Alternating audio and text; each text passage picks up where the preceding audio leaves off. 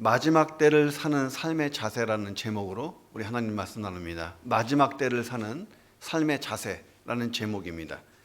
자, 애플 컴퓨터의 CEO였고 지금은 고인이 된 스티브 잡스가 스탠퍼드 대학에서 졸업식 연설을 한 내용이 있습니다. 자, 잡스는 17살 때에 경구 하나를 읽었는데 이 경구가 자기 생애에 큰 전환점을 이루게 되었다고 연설을 했습니다. 그 경구의 내용이 이래요. 하루하루를 인생의 마지막 날처럼 산다면 언젠가는 바른 길에 서 있을 것이다. 자, 17살 때 이걸 읽고 인생이 바뀌었다는 거예요. 자, 잡스가 이 글에 감동을 입고 감동을 받고 50살이 되기까지 33년 동안 매일 아침 일어나면 거울을 보고 자기에게 물어봤다는 거예요. 오늘이 내 인생의 마지막 날이라면 나는 지금 하고 있는 이 일을 할 것인가? 이 질문을 했다는 것입니다. 이 질문을 할 때에 아니요, 나는 대답이 마음에 떠오르면 당장 했던 것을 그만두고 다른 일을 시작했다라고 얘기합니다. 자, 이어서 그는 이런 얘기를 해요. 인생의 중요한 순간마다 곧 내가 죽을지도 모른다는 사실을 명심하는 것, 저에게는 가장 소중한 인생의 도구가 되었습니다 라고 연설을 했습니다. 여러분, 소 있죠? 소는 도축장으로 끌려가기 전에 자기의 마지막을 예감한다는 거예요. 그래서 소가 눈물을 흘리는 장면을 제가 다큐멘터리에서 본 적이 있어요. 얼마나 마음이 아픈지. 자, 개도 자기의 죽음을 예견할 때에 불안해하고 두려워하며 눈물을 흘려요. 제가 어렸을 때 아저씨들이 개 잡는 거 봤거든. 다리 밑에서 축구하다가 못 볼 걸 본 거야. 그 개의 표정을 보고 아직까지도 잊혀지지가 않아요. 내 평생 개고기는 안 먹는다. 근데 몇 번 먹긴 먹었어요. 자, 하나님의 자녀들인 우리가요, 마지막 때를 망각하고 산다면 이게 짐승만도 못한 삶이 될 수가 있다 하는 것입니다. 그러니까 스티브 잡스의 말대로 종말을 생각하고 산다면 한 주간 내 삶이 얼마나 달라질 수 있을까 생각해 보자는 거예요. 그래서 베드로가 만물의 마지막이 가까웠으니 라고 이 말을 시작합니다. 보통 우리가 말세다라고 할 때에 두 가지 태도가 있어요. 그리스도인들 중에도 두 가지 태도, 종말, 말세 이야기를 들으면 두 태도 중에 하나는 뭐냐면 조금만 시대가 어려워지면 말세가 왔다라고 얘기하고 위기의식을 조장하는 사람들이 있어요. 시한부 종말론자들은요, 생업을 전폐하라고 얘기하고 모든 것을 중단하고 광신적으로 재림에 매달리는 모습을 봅니다. 그들의 주장이 믿음이 아직 연약한 성도들에게는 다분히 위협적으로 들리기도 하고 실제적으로 가정 파탄까지 일어나는 것을 봅니다. 근데 정반대의 모습도 있어요. 마지막이 가까웠습니다. 주님 오실 때가 다 됐습니다. 그러면 이렇게 얘기하는 사람이 있어요. 아, 그 얘기요, 옛날부터 항상 들었는데 지금까지 아무 일도 없는 것 보니까요, 앞으로도 없을 것 같습니다 하고 코웃음 치는 사람이 있다는 거예요. 자, 그런데 우리에게 필요한 것은 뭐냐면 성경적 종말론적 자세라는 것입니다. 자, 마틴 루터가 이런 이야기를 했어요. 그의 표현을 빌리면 성경적인 종말론을 믿는 사람은 마치 내일 주님이 오실 것처럼 오늘을 깨어서 근신하고 살고, 동시에 주님은 1000년 뒤에 오실 것처럼 성실하게 오늘을 산다 이야기를 했습니다. 자, 그러므로 내 인생의 남은 시간에 대해서, 내 자신에 대해서, 하나님의 뜻에 대해서 우리가 분명한 종말 의식을 가지고 사는 것은 중요하다는 것입니다. 자, 만물의 마지막이 가까웠으니, 자, 베드로가 이 메시지를 전달하면서 영적인 의미를 담아두었습니다. 베드로가 얘기하는 마지막이라고 하는 이 단어는 물리적인 시간의 마지막을 뜻하지는 않는다는 것입니다. 자, 예수님이 우리에게요, 언제 오시겠다라고 그 날과 그 시를 가르쳐 주신 적이 없습니다. 자, 그러니까 마지막이 가까웠다고 이 표현은 종말에 대한 삶의 자세를 강조하는 것입니다. 쉽게 얘기하면 베드로는 다 함께 깨어 있어야 됩니다 하고 이 메시지를 시작한 것입니다. 자, 베드로가 베드로 전서를 기록하던 당시에 초대교회는 로마의 극심한 박해로 시달리기 시작했던 시점이다 하는 것입니다. 자, 64년에 노마의 황제가 누구였냐면 네로였어요. 이 네로 황제가 노마시에서 대형 화재가 일어났습니다. 그래서 자기 정치적인 입지가 아주 위기까지 갔습니다. 이 대화재의 원인을 알 수가 없는데 누군가가 이걸 뒤집어 써야 되는 거예요. 네로가 그리스도인들이 방화했다 이렇게 뒤집어 씌웠습니다. 그리고 노마 정부의 대대적인 기독교 박해가 시작된 거예요. 그러니까 베드로는 노마에 있을 때에 기독교 대박해를 직접 목격하고 그 박해의 강풍이 이제 노마 제국 전체로 퍼질 것을 예감하고 있었습니다. 그러니까 베드로가 박해를 받는 초대 그리스도인들에게 낙심하지 말고 소망을 가지고 하나님을 바라보라고 권면하는 내용이 베드로 전서인. 자, 그리고 어느덧 마지막 때에 대한 인식이 생겨나기 시작했다 하는 것입니다.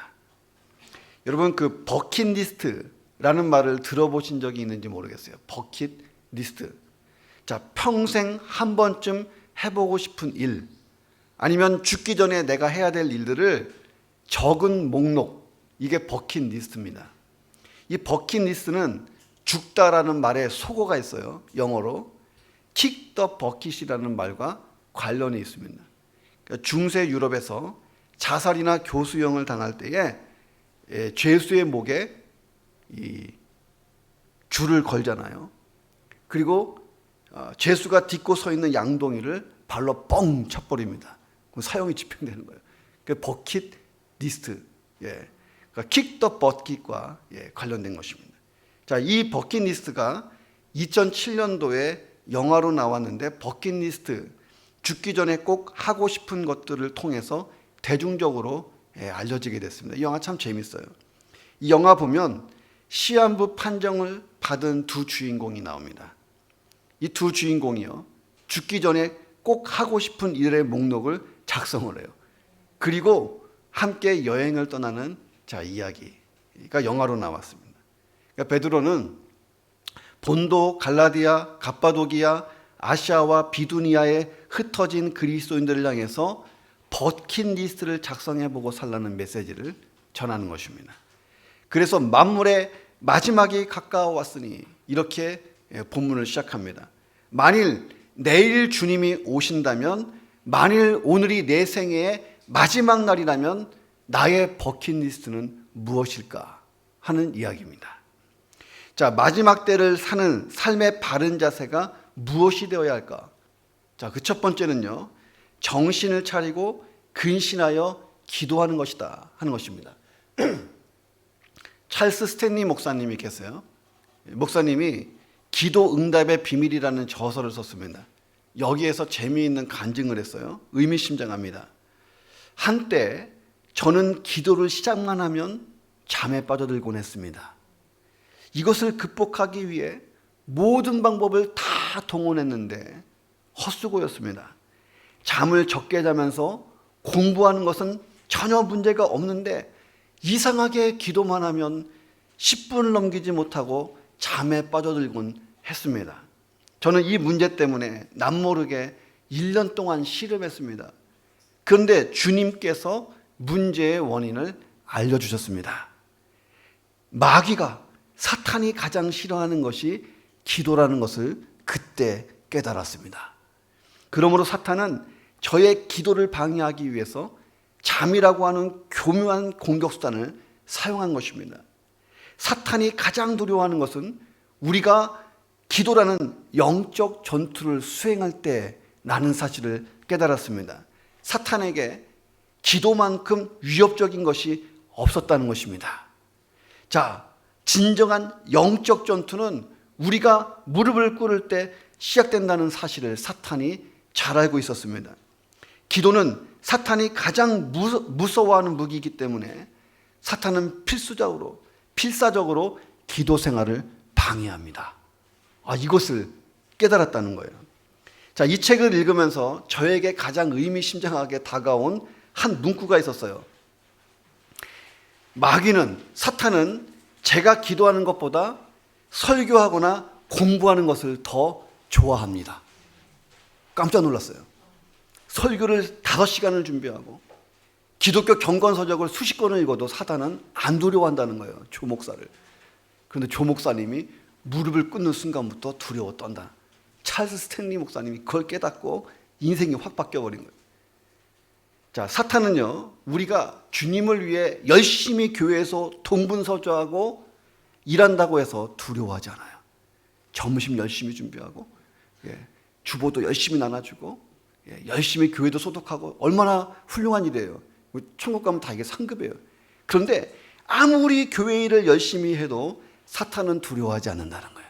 그러나 내가 기도하기 위해서 이 앞에 무릎을 꿇는 그 순간부터 사탄은 두려워 떤다. 찰스 스탠리 목사님이 그걸 깨달았어요. 그래서 종교개혁자 마르틴 루터가 아무리 종교개혁의 일이 바쁘고 시급해도 정말 바쁠 때는요, 하루 2시간을 기도하는 거예요. 기도하지 않으면 이 종교개혁이 진행이 안 되는 것을 깨달았기 때문입니다. 마귀가 언제 무서워하냐? 내가 나가서 종교개혁하려고 10시간 뛰어다니는 거 안 두려워해. 그런데 내가 무릎 꿇고 2시간 기도하는 것을 두려워한다는 것을 이 루터가 깨달았어요. 야, 기도의 자리에서 다 되는 거예요.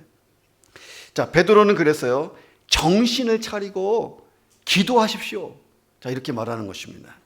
자, 아마도 베드로는요, 이 편지를 쓰면서 마음에 부담이 있었을 거예요. 가끔 목사님도 부담이 있을 때가 있어요. 여러분 서로 사랑하십시오 라고 얘기하지만 제 마음 가운데도 가끔 미워할 때가 있거든요. 한 대 딱 박아주고 싶은 사람이 있어요. 베드로가 이 편지를 쓰면서 마음에 찔리는 게 뭐냐면 자기가 옛날에 기도하는 사람이 아니었거든요. 겟세마네 동산에서 있었던 일을 자꾸 생각했을 거예요. 예수님이 십자가 지시기 직전에 그때는 정말 기도해야 될 때였습니다. 예수님이 단 한 번도 그런 얘기를 한 적이 없어요. 너희가 나를 위해서 기도 좀 해라. 기도 부탁까지 하셨잖아요. 근데 베드로는 깊은 잠에 빠졌습니다. 그때만 생각하면요, 얼마나 후회가 되는지 몰라요. 분명히 예수님이 잠시 후면 최대의 위기가 올 테니까 깨어서 기도하라고 말씀하셨잖아요. 그런데 가장 깨어서 기도해야 될 그 시기에 잠에 취해서 일어나지 못합니다. 자, 그래서 예수님을 부인하는 평생 잊지 못할 실패를 경험한 사람이 베드로예요. 기도에 실패한 사람입니다. 자, 그래서 사도행전에 보면 부활의 주님을 만난 베드로는요, 하루에 3번씩 쉬지 않고 성전을 찾아가서 기도했던 모습을 봅니다. 자, 그리고 베드로가 성도들에게 얘기하는 거예요. 정신을 차리고 기도하십시오. 안 그러면 저처럼 예수님을 부인하게 됩니다. 자기 간증을 하고 있는 것입니다. 자, 예수님이 말씀하셨어요. 마지막 날이 되면 마지막에 가까워 올수록 난리 소문이 끊어지지 않을 것이다. 요즘은 코로나가 꽉 잡고 있죠, 전 세계를. 자, 민족이 민족을 대적할 것이다. 아르메니아와 아르메니안 전투가 얼마나 심각한지 아침에도 막 제가 그 기사 읽다가 마음이 아팠어요. 나라가 나라를 대적하여 일어나고, 중국과 미중 전쟁, 무역 전쟁 얼마나 심각해. 처처의 기근과 지진이, 우리가 딱 와면 와다. 처처의 기근과 지진이 있을 것이다. 우리는 아예 그냥 한복판에 살고 있잖아요. 우리가 얼마나 순교적인 신앙으로 살고 있는지 모르겠어요. 교회 안에서는 거짓 선지자가 일어날 것이다. 교회 안에 불법이 성행할 것이다. 이쯤 되면 이게 말세라는 것을 깨달으라고 주님이 다시 오신다라고 말씀하셨습니다. 말세가 되면 사람들의 사랑이 점점 식어질 것이다. 종말이 다가오면 세상은 더욱더 혼란해진다라고 말씀하신 것입니다. 자, 그런 혼란한 세상에서 사람들은요, 어찌할 바를 몰라서 당황하고 우왕좌왕 한다는 거예요. 자, 우리는 가만히 보면 낮에는 눈이 어지러울 정도로 바쁘게 살아갑니다. 그리고 밤이 되면 극한 향락에 빠져서 낮에도 밤에도 제정신이 아닌 그런 시대를 우리가 살고 있다 하는 것입니다. 자, 우리 시대는 마치 그 옛날 노아 홍수 때, 홍수가 일어나기 딱 직전 소돔과 고모라의 시대처럼 모든 사람들이 완전히 땅의 것에만 정신이 팔려서 다가올 심판의 때를 잊고 있는 영적인 광란의 시대 같은 것을 살고 있는 것 같다 하는 것입니다. 자, 세상이 분주하고 움직인다고 우리도 덩달아서 함께 중심을 잃고 휩쓸리면요, 함께 망하는 거예요. 자, 그럴수록 냉정한 마음으로 삶을 추스리는 여유와 지혜가 필요하다는 거예요. 자, 그렇다면 어떻게 하면 좋을까? 베드로가 이야기하는 것입니다. 정신을 차리고 근신하여서 기도하자는 것입니다. 자, 정신을 차리고, 이 단어는요, 소프로 네사테라는 단어인데 분별력을 가져라, 마음을 추스러라, 이런 뜻입니다. 또 근신하여, 넵사테, 이것은 침착해라, 냉정해라. 자, 그러므로 정신을 차리고 근신하여, 이 말은 이런 뜻입니다. 무엇이 중요한가 중요한지 아는가를 분별할 수 있는 침착한 상태를 가지라는 거예요. 무엇이 중요하고 무엇이 중요하지 않은가, 이거 분별할 줄 알아야 말세를 잘 살아간다는 것입니다. 자, 어떻게 위기의 때에, 큰 환난이 닥쳐올 때에 무엇이 가장 중요하고 무엇이 덜 중요한지를 분별할 수 있는 침착함의 어떤 상태를 유지할 수 있는가, 그 비결이 기도라는 거예요. 자, 우리가 기도할 때에 나를 향한 하나님의 뜻을 깨닫게 됩니다. 그리고 내가 무엇을 가장 먼저 해야 될지도 알게 되는 게 기도예요. 그래서 기도하는 사람은요, 우선순위가 참 잘 되어 있습니다. 그래서 진짜 힘을 쏟아야 될 때 힘을 쏟고, 그냥 지나쳐야 될 것은요, 보지도 않고 지나버리는 것을 봅니다. 자, 기도할 때 우리가 성경 말씀을 가까이 하고 기도하는 게 가장 좋은 태도예요. 자, 하나님께서 주로 성경 말씀을 통해서 당신의 뜻을 우리에게 알려주시기 때문입니다. 그래서 우리가 이른 아침에 매일 성경 본문을 따라서 말씀을 묵상하잖아요. 자, SNS로 여러분에게 설교문을 보냅니다. 설교 녹음 mp3를 다 보내드리잖아요. 듣고 읽고 묵상을 합니다. 그리고 맨 마지막에 보면 오늘의 기도라는 게 있잖아요.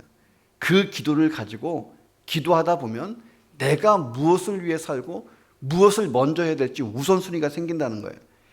큰 혼란의 시대에, 마지막 때에 내가 무엇을 먼저 하고 살아야 되는가, 성령님이 알려주신다는 거예요.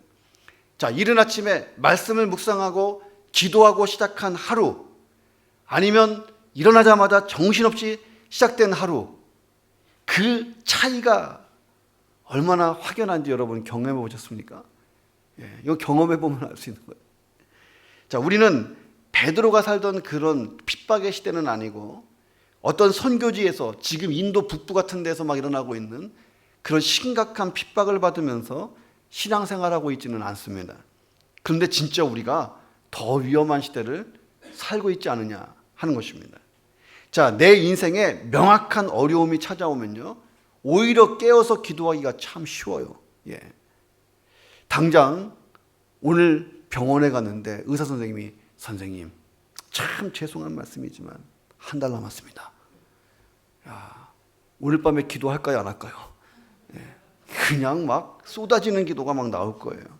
명확한 어려움이 있다면 오히려 깨어서 기도하기가 쉬워요. 자, 근데 이 마귀가 우리가 기도하지 못하도록 세상에서 더 분주하게 만든다는 거예요. 분주하게.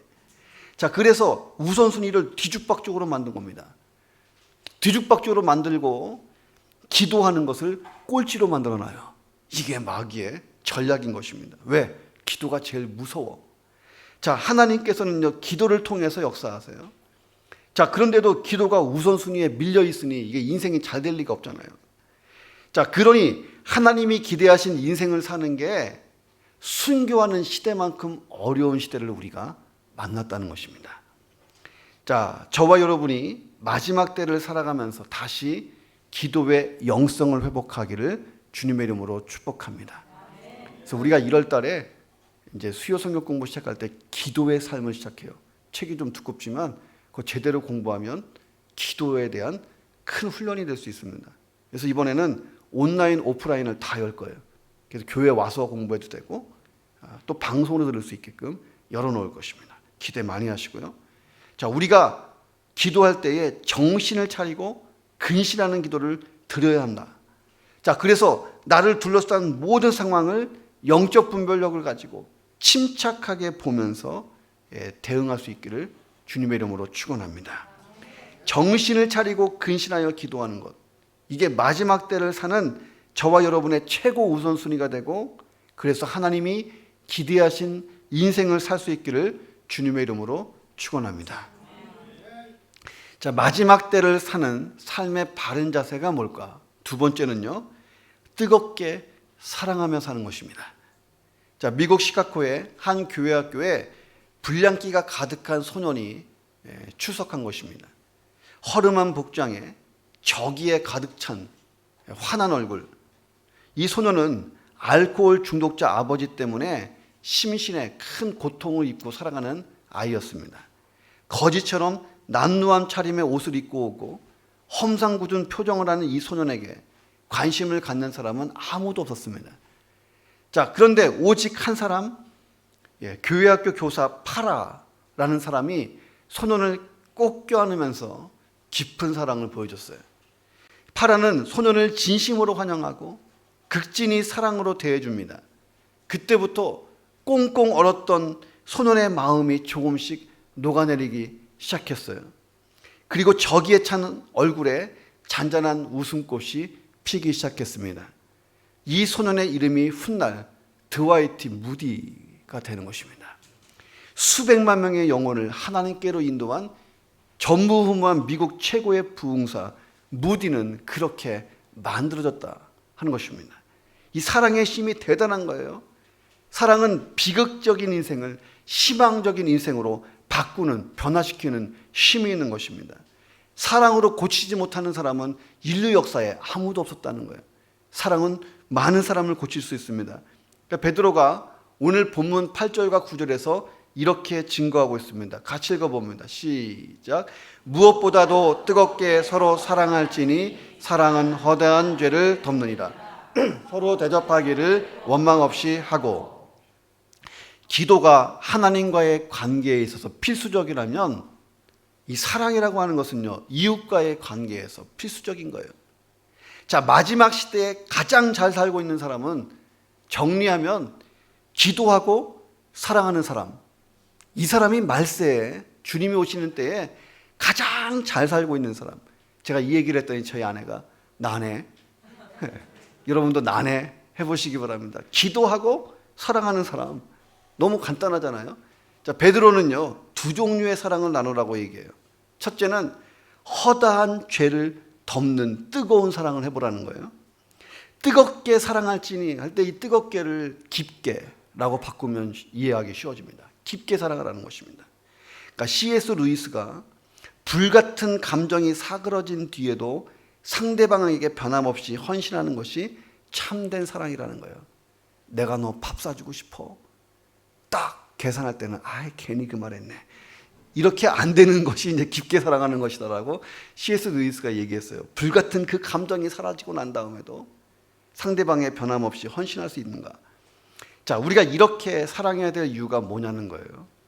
깊게 사랑하면 이 깊은 사랑이 허다한 죄를 덮어준다 하는 것입니다. 자, 죄를 모른 척 해줘라 하는 말이 아닙니다. 자, 사랑으로 죄를 덮어서 그 죄가 더 이상 활동하지 못하게 하는 것입니다. 그 파라라고 하는 주일학교 선생님이 무디를 꼭 껴안았잖아요. 무디 안에 막 폭발하고 있던 죄성이요, 활동하지 못했잖아요. 죽어버린 것입니다. 그리고 새로운 사람 무디 목사가 그렇게 탄생이 된 거예요. 자, 코리텐 붐이라고 하는 여사가 있습니다. 자, 네덜란드 사람인데 유대인들을 숨겨줬다는 이유로 나치 감옥에 수용됩니다. 모진 고문과 고통을 당했어요. 감옥에서 어머니를 잃고 언니를 잃었습니다. 그 죽는 현장에 같이 있었어요.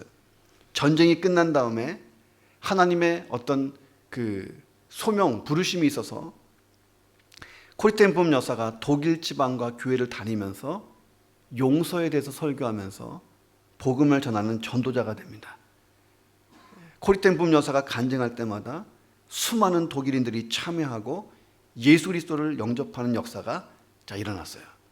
어느 날 간증 집회를 마치고 성도들과 악수하고 있는데 이 여사 앞에 독일 사람 하나가 서 있는 거예요.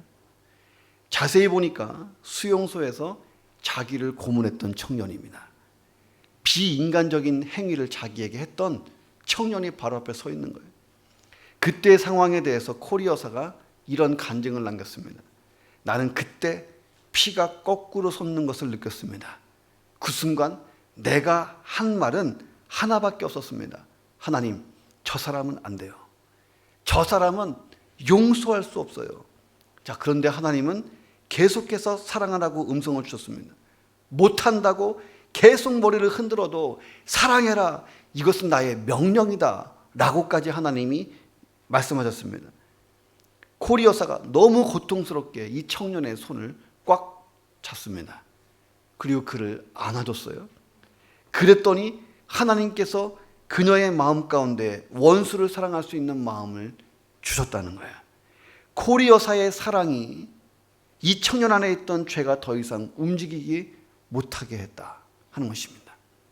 자, 우리 동경복음교회 안에서 주 안에서 뜨겁게 서로 사랑할 수만 있다면 우리 안에 역사하고 있는 죄가 더 이상 움직이지 못하고 소멸될 줄로 믿습니다. 깊게 사랑해 주는 거예요. 꽉 끌어안아 주는 거예요.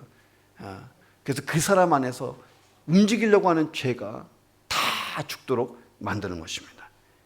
베드로는 또 이렇게 사랑하라고 얘기합니다. 서로 대접하기를 원망 없이 해라. 대접하기를 원망 없이 해라.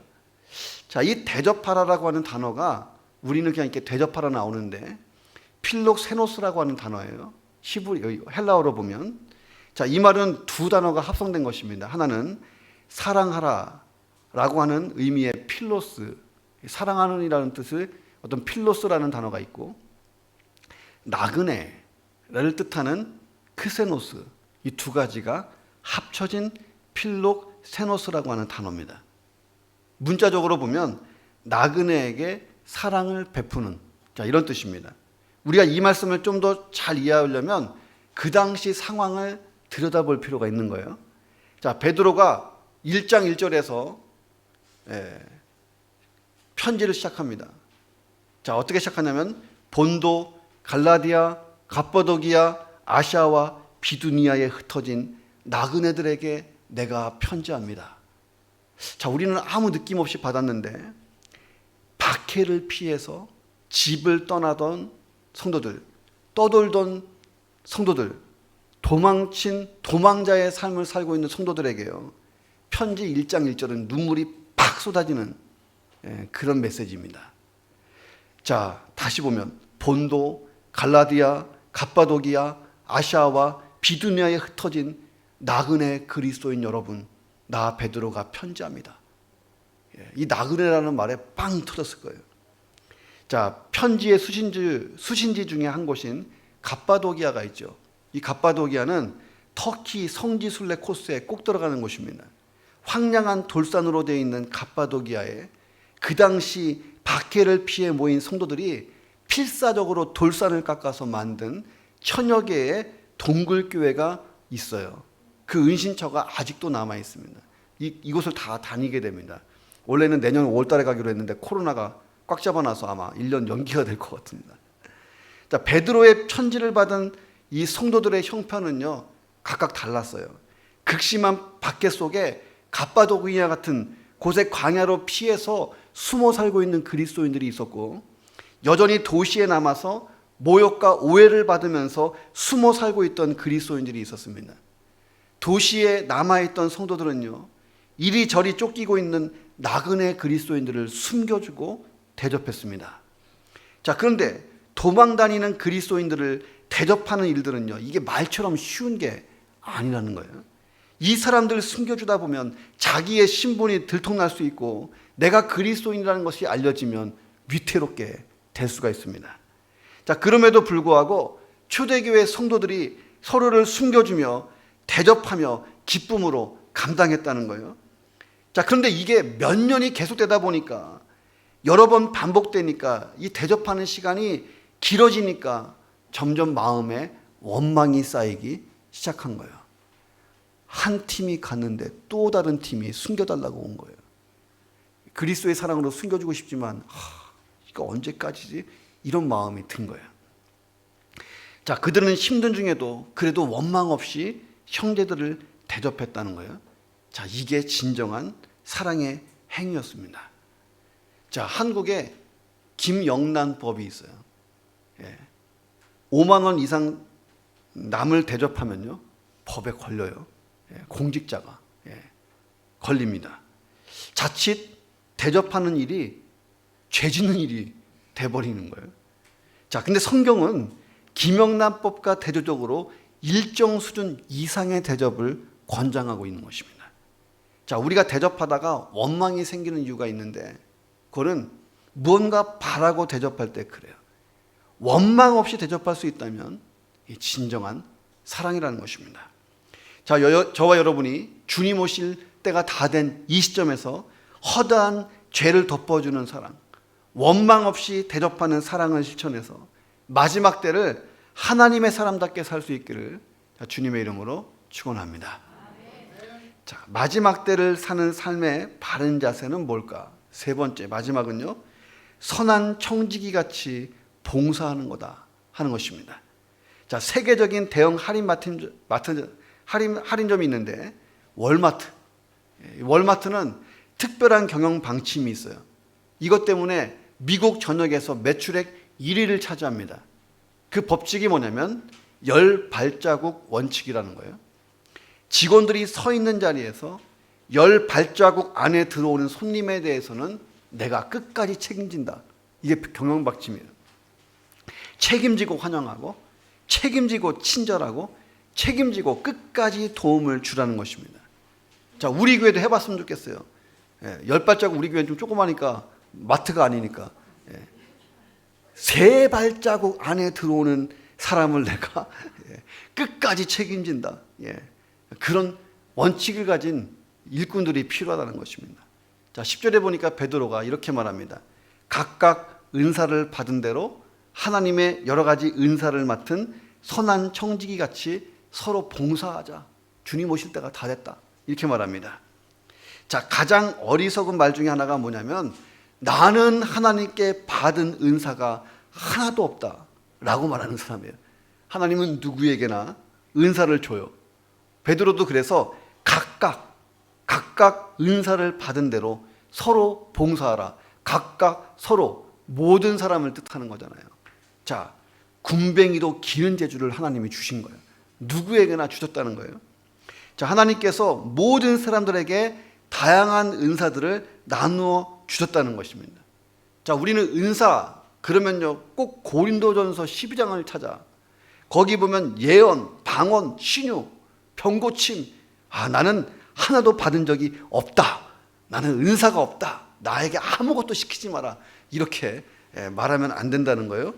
로마서 12장은요 다른 은사들을 또 얘기해요. 거기 보면 섬기는 것, 가르치는 것, 위로해 주는 것, 구제하는 것, 긍휼을 베푸는 것, 가난한 자들을 돌보는 것, 수도 없는 은사들이 쏟아져 나온다는 거예요. 자, 누구에게나 그 중에 한두 가지 은사는 다 있다는 것입니다. 그러니까 베드로는 마지막 때를 잘 살기 위해서는 열심을 품고 근신하고 막 기도해야 되고 뜨거운 사랑으로 대접하고 덮어주고 그리고 선한 청지기가 되자. 자, 이렇게 말합니다. 청지기가 뭐냐면 청지기는 주인의 재산을 맡아서 주인의 뜻대로 관리하는 사람이 청지기예요. 그러므로 내게 있는 은사는 다 하나님 거다라고 하는 의식이 필요합니다. 그 은사는 하나님이 나에게 그냥 은혜로 주신 거예요. 나의 재능, 나의 물질, 나의 시간이, 나의 모든 소유가 다 하나님의 은혜로 온 하나님의 선물이다. 여러분에게 이 의식이 있으십니까? 자, 그러면 내가 가진 이 은사를 가장 잘 사용하는 방법이 뭐냐는 거예요. 하나님 뜻대로 쓰는 것입니다. 자, 그러면 하나님의 뜻은 뭐냐는 거예요. 오늘 본문에 보니까 서로에게 봉사하는 것. 이것이 하나님이 내게 주신 은사의 이유입니다. 자, 왜 봉사해야 되는가? 그리스도의 몸인 교회의 유익을 위해서 서로 섬기는 것입니다. 자, 그리고 보면 내가 가지고 있는 내 은사, 내 소유가 원래는 하나님 거예요. 그리고 서로를 위해서 봉사하는 거니까 사실은 공동재산이 돼야 되는 것입니다. 초대교회는 함께 더불어서 막 나눠 썼어요. 제가 설교를 준비할 때도 그런 의식을 가지고 준비할 때가 있습니다. 자, 아마도 여러분 중에 저보다 설교를 잘 준비할 사람은 없을 겁니다. 혹시 있으면 빨리 자리를 내어드려야 돼. 예. 자, 그런데 이 설교를 쓰는 은사가 내게 아니고 하나님이 주신 은사라는 거예요. 더 나아가서 동경복음교회의 공동재산이라는 것입니다. 공동재산. 이 재산을 쓸 때는요, 담임 목사가 신중해야 되는 거예요. 자, 생각해 보면요, 여러분들도요, 공동재산을 가지고 있어요. 예.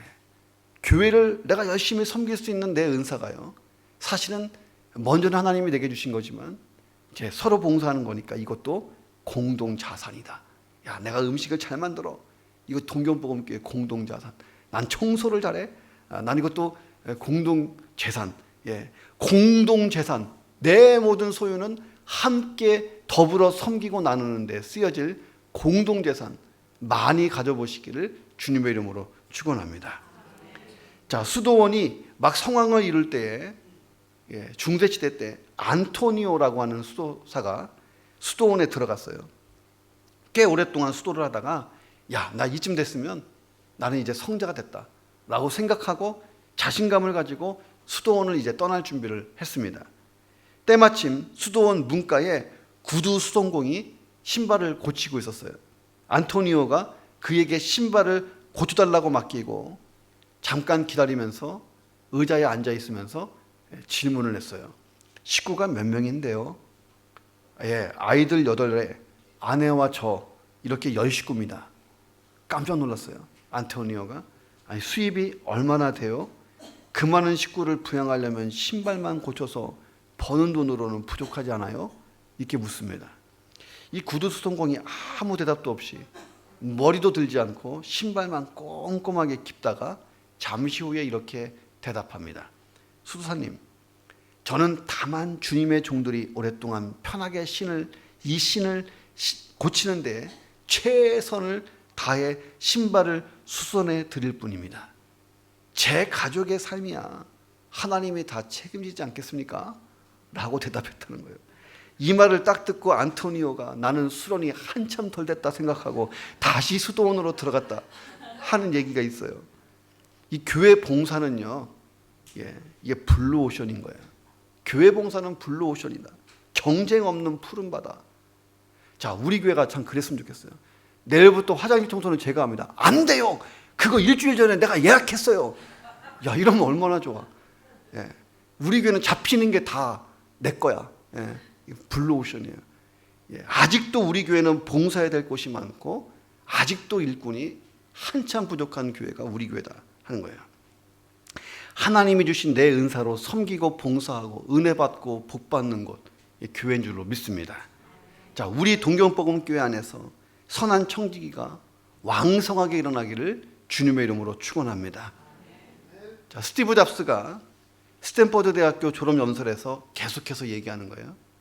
자신이 암에 걸렸던 순간에 대해서 이렇게 이야기합니다. 저는 1년 전 암 진단을 받았습니다. 췌장암이었습니다. 저는 그때까지 췌장이라는 게 뭔지도 몰랐습니다. 의사들은 길어야 3개월부터 6개월이라고 말했습니다. 신변을 정리하고 죽음을 준비하라는 뜻이었습니다. 또 이 말은 내가 내 아이들에게 10년 동안 해줄 수 있는 것을 단 몇 달에 해치워야 된다는 것을 뜻하기도 합니다. 임종할 때에 사람들이 받을 충격이 덜하도록 매사를 정리하라는 말이었고 작별 인사를 준비하라는 말 같았습니다. 암세포를 채취해서 조직 검사를 하루 종일 받았습니다. 저는 마취 상태에 있었는데 후에 아내가 이렇게 말해줬습니다. 현미경으로 세포를 분석한 결과 치료가 가능한 아주 희귀한 췌장암이었다는 것입니다. 의사들도 기뻐서 눈물을 글썽거렸다고 합니다. 그때만큼 제가 죽음 가까이 가본 적이 없었던 것 같습니다. 아무도 죽기를 원하지 않습니다. 심지어 천국 가고 싶다는 사람들조차도 거기에 가기 위해서 죽고 싶어 하지는 않습니다. 그러나 죽음은 우리 모두의 숙명입니다. 아무도 피할 수 없습니다. 여러분들의 삶은 제한되어 있습니다. 그러니 낭비하지 마십시오. 끝. 자, 이렇게 졸업식 연설을 끝내버린 거예요. 더 이상 낭비하지 말라는 것입니다. 자, 베드로가 살던 시대에는요, 교회가 온갖 핍박을 받고 험난한 시대를 살고 있었어요. 자, 우리 시대도 마찬가지예요.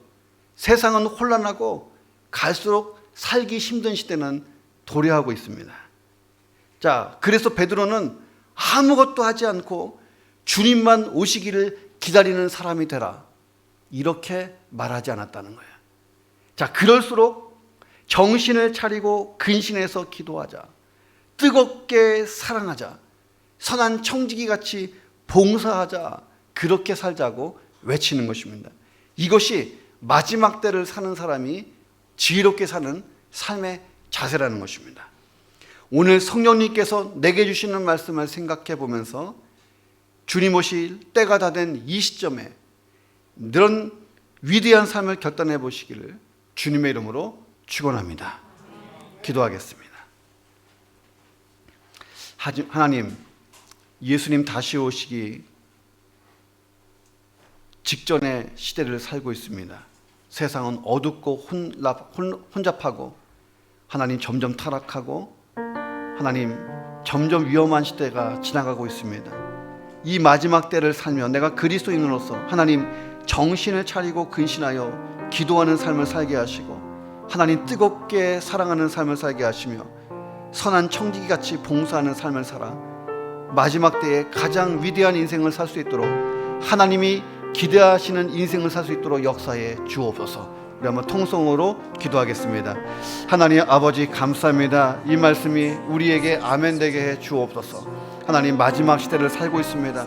주님이 곧 오실 것처럼 우리가 종말을 의식하면서 살아갈 때에 하나님 무엇보다도 삶의 우선순위가 기도가 되게 도와 주옵소서.